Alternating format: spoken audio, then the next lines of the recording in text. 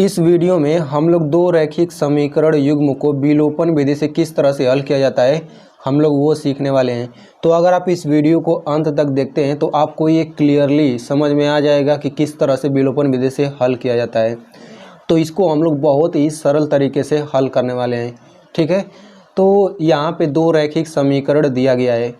तो सबसे पहला काम इन दोनों को हल करने से पहले आपको ये करना होगा कि सबसे पहले आपको ये देखना होगा कि बराबर के बाद अंक होने चाहिए, चाहे वो धनात्मक अंक हो चाहे ऋणात्मक अंक हो, ठीक है।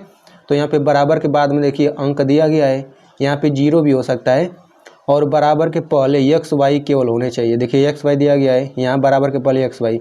तो अगर इस तरह से दोनों समीकरण है तो हम लोग ऊपर वाले को समीकरण 1 मान लेंगे और इस नीचे वाले को समीकरण 2 मान लेंगे।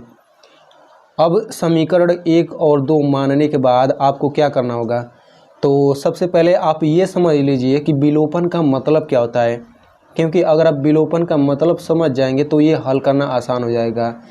तो विलोपन का मतलब होता है लोप करना। लोप करना यानी गायब करना किसी चीज़ को, यानी कि हम लोग इस विधि में करते क्या हैं, किसी एक पद को गायब कर देते हैं, यानी एक चर को गायब कर देते हैं। या तो हम लोग यक्स चर को गायब कर दें, तो जब हम लोग यक्स चर को गायब कर देंगे तो केवल y बचेगा, तो y का मान आसानी से निकाल सकते हैं। ठीक वैसे ही हम लोग y को भी गायब कर सकते हैं। तो अगर y गायब हो जाएगा तो केवल x बचेगा समीकरण में, तो x का मान ज्ञात कर सकते हैं।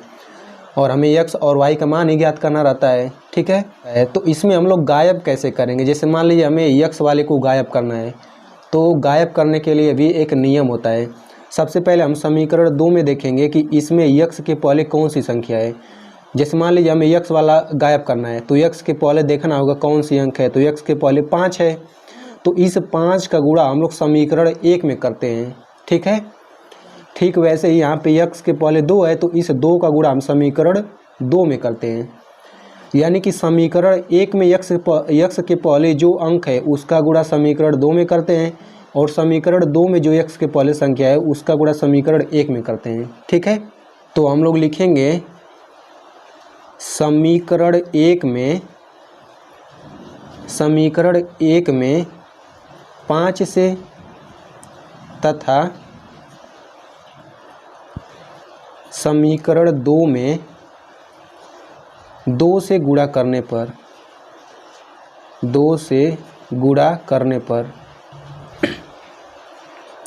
इतना आपको लिखना होगा।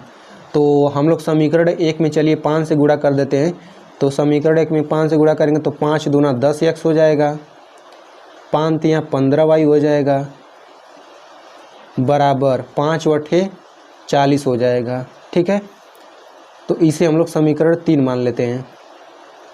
तो देखिए किसी भी संख्या से गुणा करते हैं तो दोनों पक्षों में किया जाता है, यानी कि बराबर से पहले वाले सभी में गुणा करते हैं, बराबर के बाद भी, तो ये 5 बटे 40 हो जाता है। अब समीकरण 2 में हमें 2 से गुणा करना है, तो 2 5 10x हो जाएगा, 2 चौक 8y हो जाएगा, बराबर यहाँ 13 गुणे 2 करेंगे, 13 दूना 26। तो इसे हम लोग समीकरण 4 मान लेते हैं, ठीक है। तो यहाँ पे आप देख सकते हैं कि अब x वाला पद जो है बराबर हो चुका है।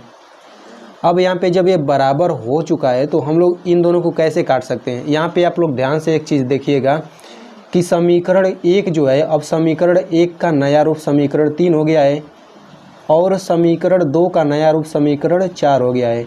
तो समीकरण 3 और 4 का जो हल होगा वही सेम इन दोनों का भी हल होगा। तो हम लोग इन दोनों को हल करके x y का मान निकालेंगे, सेम हल इन दोनों का भी हो जाएगा, ठीक है।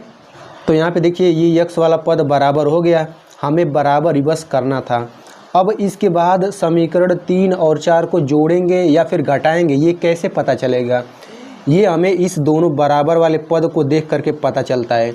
तो देखिए इनके पहले प्लस प्लस चिन्ह लगा है, तो अगर इन दोनों बराबर वाले पद के पहले सेम चिन्ह रहता है, या तो प्लस प्लस चिन्ह रहता है या तो माइनस माइनस चिन्ह रहता है, यानी जब सेम चिन्ह रहता है तो उस स्थिति में समीकरण 3 में से समीकरण 4 को घटाते हैं। ध्यान से सुनिए, जब बराबर हम लोग पद कर लेते हैं और इनके पहले कोई धनात्मक चिन्ह रहता है या फिर दोनों के पहले ऋणात्मक चिन्ह रहता है, यानी सेम चिन्ह रहता है दोनों के पहले, तो उस स्थिति में समीकरण 3 में से समीकरण 4 को घटाया जाता है, ठीक है।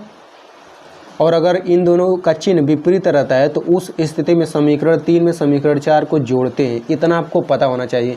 तो यहाँ पे इन दोनों के प्लस प्लस प्लस चिन्ह है, क्योंकि इसके आगे कोई चिन्ह नहीं है, इसका मतलब इसके आगे प्लस चिन्ह है, तो यहाँ पे घटाना होगा। तो हम लोग लिखेंगे समीकरण 3 में से समीकरण 4 को घटाने पर, तो हमें समीकरण 3 में से समीकरण 4 को घटाना है। ठीक है, तो घटाने के लिए भी 2 रूल होता है। पहला रूल ये है कि हम लोग समीकरण 3 के बाएं पक्ष को लिखें और समीकरण 4 के बाएं पक्ष को घटा दें, फिर इसी तरह दाहिने पक्ष को घटा दें। ठीक है, यानी समीकरण में घटाने के लिए सबसे पहले बाएं पक्ष को घटाते हैं और उसके बाद बराबर करके दाहिने पक्ष को घटाते हैं। तो ये तो पहला रूल हो गया। अब दूसरा रूल जो है घटाने का, वो हम लोग डायरेक्ट समीकरण लिख लेते हैं। तो ये हो जाएगा, समीकरण 3 को लिख लेते हैं 10x प्लस 15y बराबर 40। ये समीकरण 3 हो गया। समीकरण 4 को भी लिख लेते हैं 10x प्लस 8y बराबर 26। ये हो गया समीकरण 4। तो हम लोग इस तरह से घटाते हैं। तो यहाँ पे प्लस है तो घटाने के लिए केवल चिन्ह बदल जाता है। तो इसके आगे प्लस है तो ये माइनस हो जाएगा, यहाँ प्लस है तो माइनस हो जाएगा, यहाँ प्लस है तो ये भी माइनस हो जाएगा। ठीक है, यानी कि 10x माइनस 10x हो जाएगा। तो ये तो कट के 0 हो जाएगा। अब यहाँ पे देखिए, ये पहले प्लस 8y था, अब माइनस 8y हो गया है। तो 15y में से माइनस 8y घटाइए, कितना आएगा? ये आ जाएगा 7y। ठीक है, बराबर 40 में से 26 घटाएंगे, कितना आएगा? ये आ जाएगा 14। तो यहाँ से आपको क्या मिला? 7y बराबर 14 मिल गया। तो यहाँ से y बराबर हो जाएगा 14/7। यहाँ पे देखिए 7 गुणा y है। तो जब गुणा वाला कोई भी संख्या दूसरे बराबर के दूसरे पक्ष में जाता है तो वो भाग हो जाता है। तो यहाँ पे गुणा 7 है तो नीचे भाग हो जाएगा। ठीक है, तो 7 दूना 7 एकम 7, 7 दूना 14, तो y बराबर 2 आ गया। ठीक है, अब ये जो y बराबर 2 आया है, इस y के मान को हम लोग समीकरण 1 में रखें, 2 में रखें, 3 में रखें या फिर 4 में रखें, किसी में भी अगर y का मान रख देते हैं तो x का मान आ जाएगा। ठीक है, तो यहाँ पे देखिए, अगर हम लोग समीकरण 3 और 4 में रखते हैं तो इसमें गुणा भाग करने में थोड़ा ज़्यादा समय लगेगा, क्योंकि ये बड़ी बड़ी संख्याएं हैं। ठीक है, तो हम लोग इसीलिए ज़्यादा कैलकुलेशन न करना पड़े, इसके लिए हम लोग समीकरण 1 या समीकरण 2 में y का मान रखते हैं। ठीक है, तो हम लोग इस y का मान समीकरण 1 में रखेंगे, आप चाहें तो किसी में रख सकते हैं। तो लिखेंगे y का मान समीकरण 1 में रखने पर, समीकरण 1 में रखने पर, तो समीकरण 1 हम लोग सबसे पहले लिख लेते हैं 2x प्लस 3y बराबर 8। ये है हमारा समीकरण 1, आप लोग देख सकते हैं। तो इसी में हमें y बराबर 2 रखना है। तो ये हो जाएगा 2x प्लस 3, अब यहाँ पे गुणा y है तो गुणा y की जगह 2 हो जाएगा बराबर 8। तो ये हो जाएगा 2x। अब ये देखिए 3 दूना 6 हो जाएगा और यहाँ प्लस 6 है, बराबर के इधर जाएगा तो माइनस 6 हो जाएगा। तो ये हो जाएगा 8 माइनस 6, तो 2x बराबर हो जाएगा 8 में से 6 घटेगा 2 हो गया। तो यहाँ से x का गुणा 2 में हुआ है तो 2 जब बराबर के इधर आएगा तो भाग में हो जाएगा। तो ये हो जाएगा 2/2, ये कट के 1 आ जाएगा, यानी कि x बराबर 1 आ गया। ठीक है, x बराबर 1 आ गया, y बराबर 2 आ गया। अब इसके बाद आपको लिखना होगा अंत में अतः हल हैं। ठीक है, अतः हल हैं, इतना करके लिख देंगे x बराबर 1, y बराबर 2। तो ये हो गया आपका आंसर। तो देखिए इस तरह से ये तो हल हो गया। अगर आपसे परीक्षा में पूछ देता है कि इन दोनों समीकरणों का मतलब, ऐसे ही कोई 2 समीकरण दे देता है और आपसे कहेगा कि विलोपन विधि से हल ज्ञात करिए, तो बिल्कुल आप इसी तरह से स्टेप बाय स्टेप हल करेंगे, आपका एक भी अंक नहीं कटेगा। जैसे मान लीजिए आप परीक्षा में हल कर देते हैं और x और y का मान निकाल लेते हैं और आपको कन्फ्यूजन है कि मेरा आंसर सही है या फिर गलत है, तो ये चेक करने का भी एक नियम है। वो क्या नियम है, चलिए देखते हैं। तो जो आपने x और y का मान निकाला, उसी x और y के मान को समीकरण 1 में रख दीजिए या फिर समीकरण 2 में रख दीजिए या फिर समीकरण 3 या फिर समीकरण 4, किसी एक समीकरण में रख दीजिए। अगर रख करके हल करने के बाद दोनों पक्ष बराबर आते हैं तो फिर समझ लीजिएगा कि आपने सही हल किया है।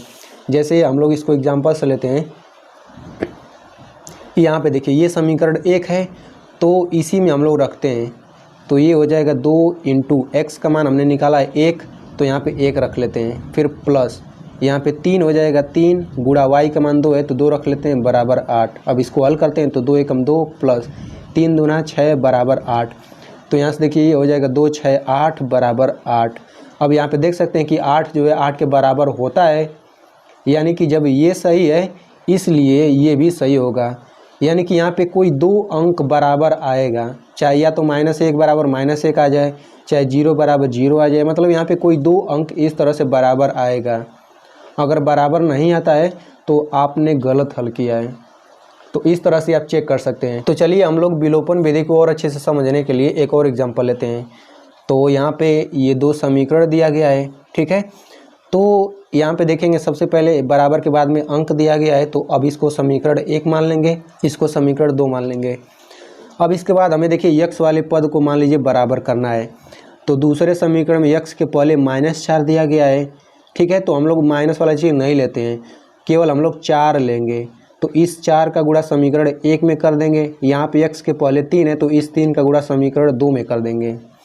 तो यहाँ पे लिखेंगे समीकरण 1 में 4 से तथा समीकरण 2 में 3 से गुणा करने पर, तो जब आप गुणा करते हैं तो ये इतना आ जाता है। अब देखिए ये x वाला जो पद है दोनों का बराबर आ रहा है, 12x, बस चिन्ह विपरीत है। यहाँ पे प्लस चिन्ह है, यहाँ पे माइनस चिन्ह है। तो मैंने आपसे कहा था ना कि जब चिन्ह विपरीत रहता है तो उस समय समीकरण 3 में समीकरण 4 को जोड़ते हैं। तो लिखेंगे समीकरण 3 व समीकरण 4 को जोड़ने पर। तो जो मैंने पीछे नियम बताया था उस तरह से आप भी जोड़ सकते हैं या फिर इस तरह से भी जोड़ सकते हैं, दोनों सेम ही विधि है। तो इसमें जोड़ने ये भी विधि मैं बता रहा हूँ ताकि आप परीक्षा में मान लीजिए भूल जाते हैं तो ये विधि लगा सकें। तो सबसे पहले बायां पक्ष को लिख लेंगे समीकरण 3 का, यहाँ पे हमने लिख लिया बायां पक्ष। फिर हमें जोड़ना है तो यहाँ पे प्लस लिख लेते हैं, फिर इसका बायां पक्ष लिखेंगे यहाँ पे, यानी कि सबसे पहले बायां पक्ष को जोड़ लेंगे, फिर बराबर कर देंगे, फिर दाहिना पक्ष को जोड़ेंगे। तो ये हो जाएगा 4, बीच में प्लस लगाया और ये हो जाएगा -21, ठीक है। अब इसी को हल करेंगे तो यहाँ पे देखिए ये तो ऐसे ही उतर जाएगा, प्लस का माइनस में गुणा करेंगे तो -12x हो जाएगा, प्लस का प्लस में गुणा करेंगे +9y बराबर 4 - 21 हो गया। हल करेंगे तो y का मान -1 आएगा, फिर इस y के मान को समीकरण 1 में रख दिया तो x बराबर 1 आ गया, और x बराबर लिखेंगे तो हल x बराबर 1, y बराबर -1। इसको भी आप चाहें तो रख करके चेक कर सकते हैं इसी समीकरण 1 में, ठीक है। तो आई होप दोस्तों आपको बहुत ही अच्छे से समझ आया होगा। और अगर आप प्रतिस्थापन विधि से भी हल कैसे किया जाता है ये देखना चाहते हैं तो यहाँ पे वीडियो का लिंक आ रहा होगा, आप लोग वहाँ से देख सकते हैं।